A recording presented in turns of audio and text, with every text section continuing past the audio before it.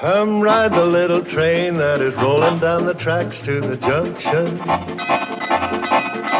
Forget about your cares, it is time to relax at the junction. Lots of curves, you bet, and even more when you get to the junction. Petticoat Junction. There's a little hotel called the Shady Rest at the junction. Petticoat Junction. It is run by Kate, come and be her guest at the junction. Petticoat Junction. And that's Uncle Joe, he's a moving kind of slow at the junction. Petticoat Junction.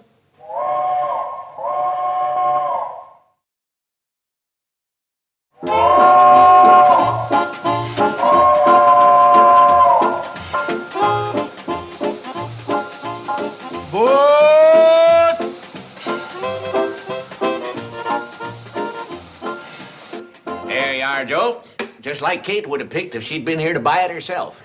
Sam, I just told you while Kate's in Groverdale visiting her sick Aunt Winifred, I'm doing the buying and the deciding. I'll take that one. Well, Joe, those are identical to the one I just gave you. That one. Okay, Joe.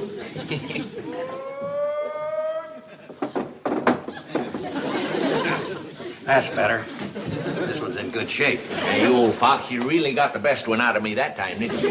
Well, how much you want for this little beauty, Sam, old boy? $1.25. $1.25 for a washboard? Why, for that money, it ought to have a motor on it. About ready to go, Joe? I'll be along in a minute, Floyd, soon as we straighten out a little price problem. Well, hurry it up. The cannonball's ready to pull out. Make you an offer, 50 cents. Why didn't you ask me the price sooner, Joe? You know you get much more fun out of the haggling than you do out of the buying. Now, you know that ain't true, Sam. Well? Well, what? Ain't you gonna make me a counter offer? Okay, Joe. How's about $1.20? 6 bits, not a nickel more. Nothing doing. Try $1 even. Okay, $1 even it is. Nothing doing. My top price is 90 cents.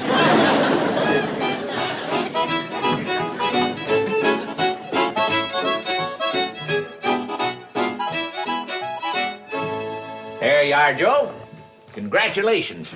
What's this? That's Drucker's special secret prize of the day. You just won it. You're now officially Hooterville's #1 haggler. Oh, now that's a lot of nonsense, Sam. Let's get back to business. I just made you an offer of 90 cents. What do you say? I say, if you work at it a little bit, you could be the #1 haggler in the whole county. 90 cents. Sold. Let's have the money. Charge it. Charge Let's it. mark it under protest. What do you got here, Sam? Men's hats. They're on special. We can get together on price. I might buy one. Come on, Joe. What's holding you up? I'll be along soon to finish my business, Floyd. You better finish it pretty soon. It's one thing for us to be an hour and a half late, but you're pushing it pretty close to 2 hours. Oh, what's the difference? Nothing. But today we got other people waiting. I'll be along in a few minutes. We can't wait that long. Them folks is getting riled. Come on now, we'll have to pull out without you. Pull out without me. That's ridiculous. Joe, you got exactly 30 seconds left to catch that train. And that's official. Maybe you better go, Joe. He sounded like he meant it. Oh, Floyd talks more than he says. Pull out without me. That's ridiculous. Oh, look. Terrible. Come on, Floyd, let's go. What do you say, Sam? How much you want for this one?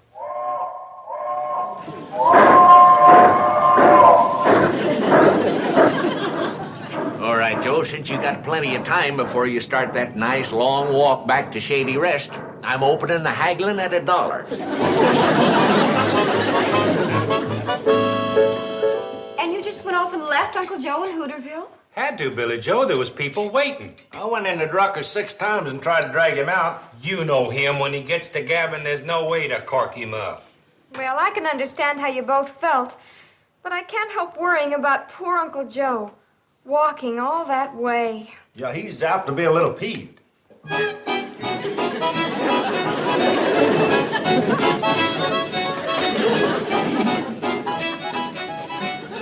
hi, Uncle Joe. I see you got the washboard.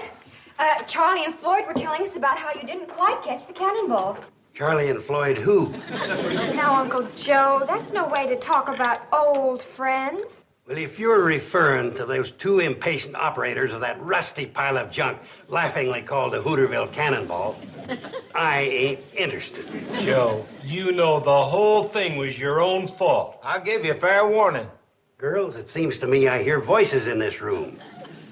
Would you mind telling them that from now on, anytime they're broadcasting, I won't be tuning in? And while you're about it, girls, would you tell old Uncle Sorehead that before we'd talk to him, we'd sooner talk to a hollow log? Girls, would you mind telling them that the thing you usually find at the end of a hollow log is a skunk?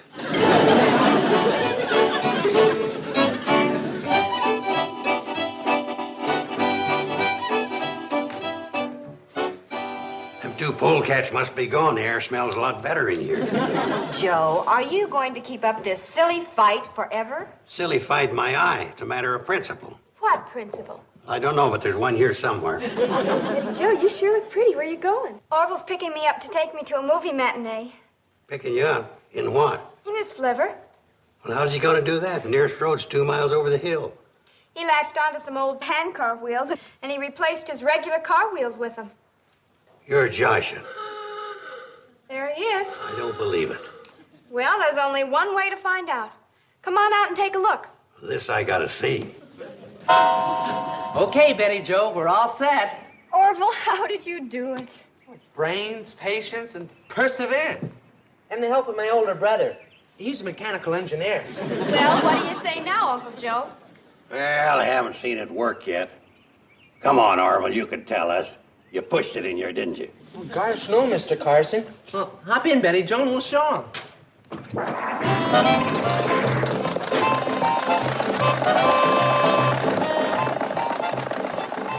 Well, Uncle Joe? Like I always said, that boy's got a lot of talent. When did you ever say that? Starting right now. He's got more talent than he realizes. In fact, he's just become a partner in a new railroad.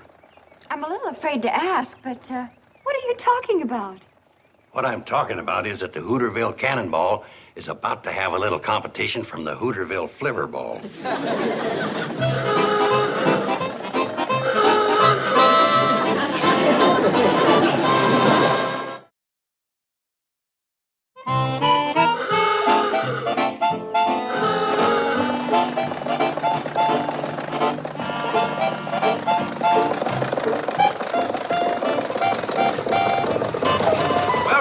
Kids, how was the show? Fine, but riding in this was the real fun. Well, thanks for taking me to the show, Orville, and especially for the keen ride. Oh, sure thing, Betty Jo. Come on, Uncle Joe. You go on up the house, honey. I want to talk to my good buddy Orville for a minute. Let me get this straight, Mr. Carson. You want to go into partnership with me? Of course I do. You got talent, intelligence, and brain power, my boy. Have? In a car with flanged wheels. You really think we can compete with the Cannonball? Why not? They may be bigger, but we got more speed. Well, we can make a dozen runs to Hooterville while they're still trying to get up steam in Pixley. And all I have to do is lend you the car, huh? And furnish the gas and oil. Then we'll split the profits after that right down through the middle. Mr. Carson, I don't know what to say. Now, let's look at it this way. What other boy ever had half interest in a railroad at 16? I guess you're right. Of course I'm right, partner. Girls, your mother's a great little woman, but she just ain't got my business instincts. And when she gets back and sees what I'm doing, she'll be proud. What she'll be is furious. Oh, no, she won't. She's never really seen me in action yet. Why, before long, Orville and me will have diesel locomotives, tank cars, Vistadome. Hooterville will be the hub of the railroad industry. Might even buy out the New York Central. Uncle Joe, you know you don't believe a word you're saying. What do you mean?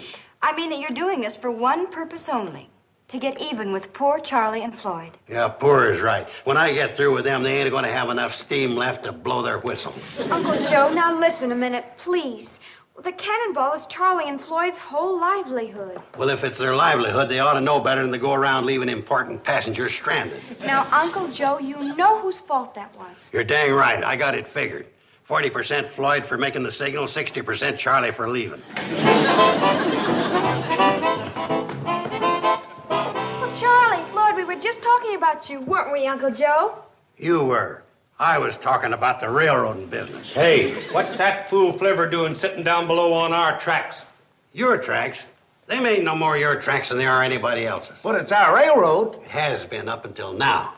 You and Charley had a pretty slick little monopoly going. Joe, what in tarnation are you talking about? I ain't talking, I'm telling. At 8:04 tomorrow morning, the little Hooterville Flivverball sitting down there is going to run your cannonball out of business. You're going to run us out of business with that little thing? That's the biggest joke I ever heard. Yeah? In a couple of days, you'll be laughing out of the other side of your boiler. Why, that ornery old coot. Reckon he's really serious. Who'd think he'd go that far? Just 'cause we made him walk home with that washboard. Oh, there's nothing to worry about.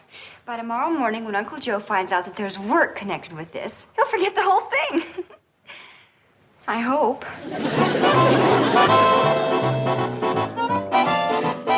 Step right up, folks. Ride the Hooterville Flivverball, a new adventure in railroad travel. Remember our slogan, fresh air, low fare. Did you ever see anything as ridiculous in your life?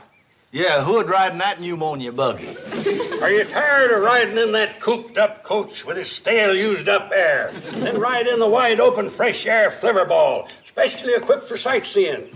How do you do, sir? I can see that you're an experienced, discriminating traveler. Just step aboard.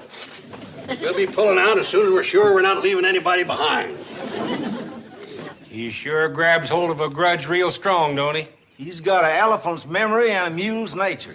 Just step aboard, madam. On the Flivverball, both you and your chicken are welcome.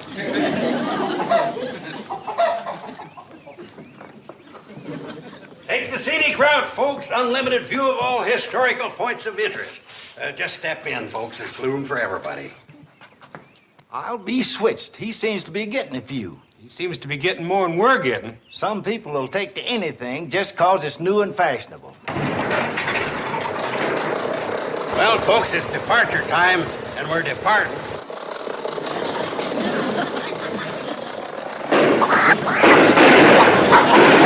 I'll say one thing for his train, it's got pickup. Yeah, but we get his overflow.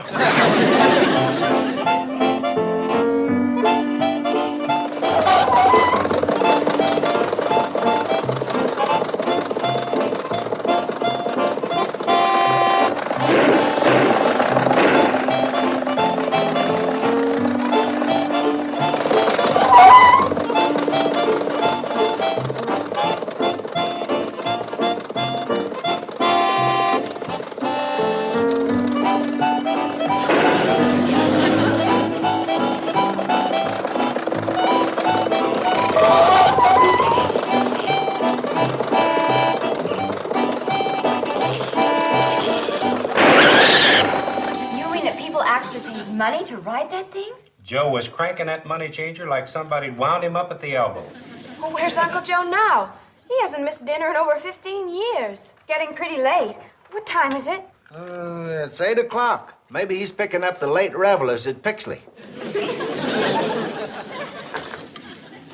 $7.37. And that's just for the first day. After I convert to diesel and get longer benches, I'll have all of Hooterville at my feet. Uncle Joe, you don't really mean that you're going to continue running that Flivverball like this day after day. Why not? I'll tell you why not. You keep this up and Floyd and me will be out in the cold. And when you're out in the cold, it's pretty cold. You big cartels are all alike. You talk about the glories of competition, but the minute somebody opens up beside you, you start to cry. Gentlemen, please. Now, don't you think it's time you apologize to each other and made up?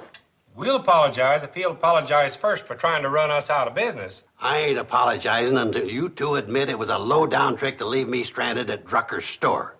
Now, if you young ladies will excuse me, I'll get to bed and get ready for another busy day. Uncle Joe, aren't you going to have any dinner? Well, I have a sandwich and a glass of milk in my room while I go over my accounts. We better get home and get to bed, too. We gotta get out early to try to keep up. Bye, girls. Bye, Charlie. Good night, Girls, thanks for the dinner.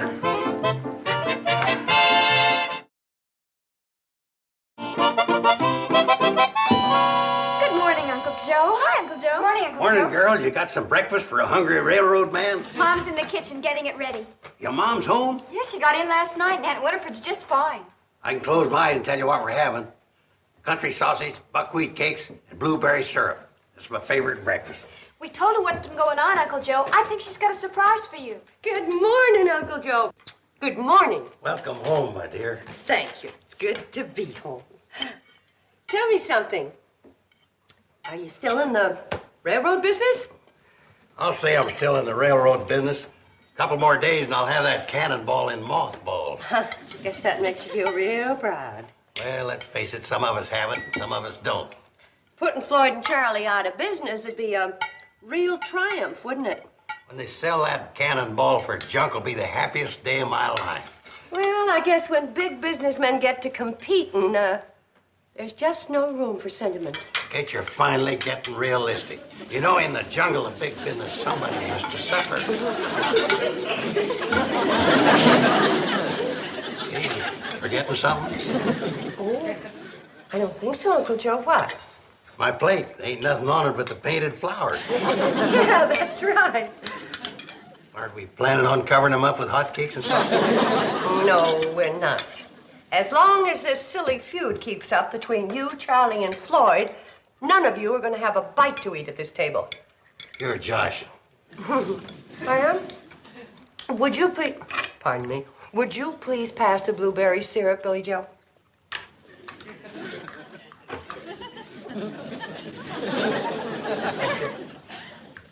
Fish with Billie Jo, I think I'm having a bad dream. Oh, no, it's no dream, Uncle Joe. But now that you're a successful railroad man, you can eat in town at the Pixley Diner. Kate, you know I'm a forgiving man. I'm going to give you one more chance to change your mind. Do I get some hotcakes and sausage or don't I?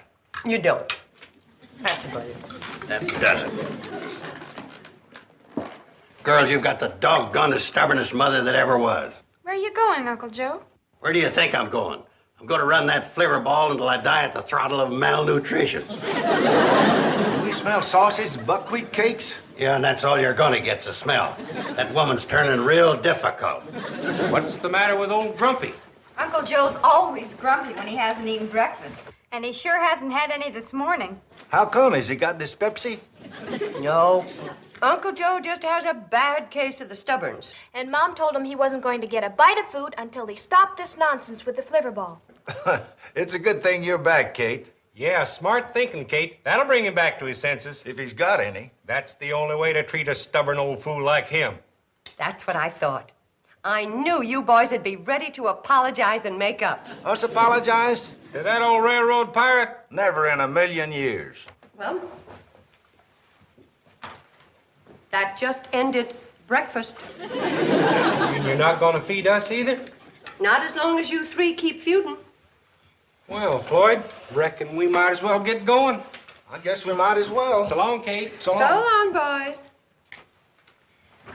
Mom, don't you think you were a little hard on Charley and Floyd? And Uncle Joe, too. Well, you practically took the sausages right out of their mouths. You girls remember when you were little kids and you used to have those stubborn spats with each other? Well, sure, Mom. Well, what you don't remember is how I got you over them. How did you? I used to get you so mad at me that you forgot about being mad at each other. Oh, I see. What you're doing is starving Uncle Joe, Charley, and Floyd into getting mad at you.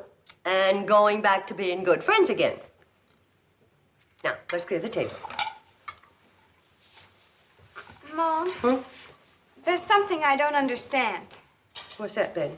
Well, when we were kids, and you got us over being mad at each other by getting us mad at you, well, how did you get us to stop being mad at you? Honey, that was always the real tricky part.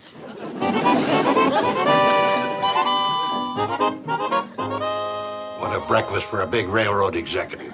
Joe, those bananas are a little green, and if you keep on eating them, you're going to get a little green, too. Well, a man's got to eat something to hold body and soul together. I don't know about your soul, but you could afford to lose about 40 pounds of body. If Kate don't come to her senses, I'll be known as a Hooterville skeleton. Somebody ought to come to their senses, but it ain't Kate. Why don't you give that fool Flivver back to Orville and let Charley and Floyd run the railroad? Huh. Them two nincompoops couldn't run an electric train on a living room rug. I better get going. I've got to beat him through the switch to Pixley. Well, now, just a minute, Joe. Them bananas cost a nickel apiece. Sam, how can you talk about the price of bananas in the middle of a railroad war? I'd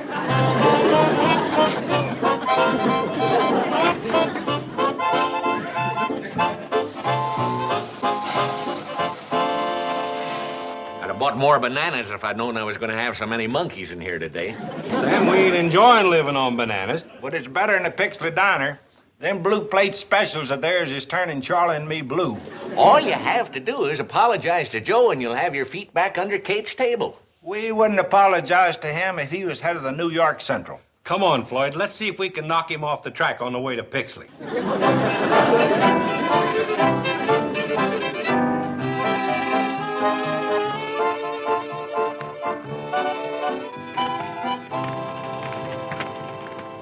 I knew this old Army mess kit would come in handy someday. Well, if the Army had to travel on its stomach and waited for you to do the cooking, we'd lost the war for sure. Wait till you taste this. You're gonna be surprised. I'll be surprised if I ever get to taste it. Charley, I'm the conductor, and I don't mind helping fire the engine, but I never signed on as a cook. Do I smell something cooking? Well, if it ain't the big railroader, Floyd, give Mr. Vanderbilt a seat. Don't be so smart, Alecky. Floyd, what you cooking? He's cooking some food for us. Oh, Charley, let's give him a little. He's starving just like we are. I don't know as I'd accept charity, even if it was offered. Okay, we won't offer you any. On second thought, I'll accept. Here you are. Beef stew, a la World War I. Stew like this could lead to World War III. I never thought anything could taste worse than green bananas, but Floyd, you've done it. Oh, it is off-landed. Somewhere between World War I and now, I must have lost my touch. I suppose you know who got us into all this trouble. Kate. That's right. If it wasn't for her, we wouldn't be suffering like this. That stew on top of them green bananas is sure starting to make me suffer. That's the trouble with women. They ain't got no sense of humor. You're right, Joe. A few old friends start having a little good-natured fun, and right away some woman comes along and starts taking it serious. Of course. But how could she figure I was planning on staying into the railroad business? Me up to my ears in work running that hotel.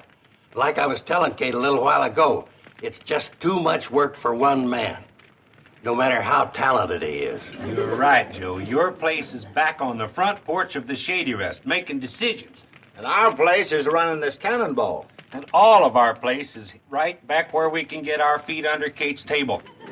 You know what's going on over there right now? What? Kate's laying out a spread of chicken and dumplings that'd make a statue come running to the table. Well, what are we doing here? You know what the old World War I infantry manual said? Sure. When they got you completely surrounded, surrender and join the enemy.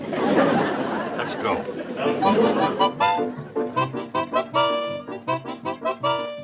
Hi, Kate. Just happened to be in the neighborhood and thought we'd drop in. Just thought we'd come in and say hi. Am I to assume that the railroad trouble is over? What railroad trouble? Kate, hadn't you heard? Uncle Joe's back in the hotel business. Well, I'm sure glad to hear that. We can't get along without you, Uncle Joe. Hear that, boys? Women are helpless without us. Why don't the three of you join us for supper? Oh, I don't know. We just had quite a meal. Quite a meal is right. Oh, well, sit yourselves. I have to call another guest, so please excuse me. Mr. Anderson! Supper's ready. Who's that? That's J.P. Anderson, a salesman, otherwise known as Wipeout Anderson, the bottomless pit of the eating world. Well, we better get to the table before him or there won't be a bone left. Full as we are, I think we'll try a little of your chicken and dumplings, Kate. Well, Whether you can choke down a bite or not, it's sure good to see the three of you sitting at this table again. Oh, Mr. Anderson.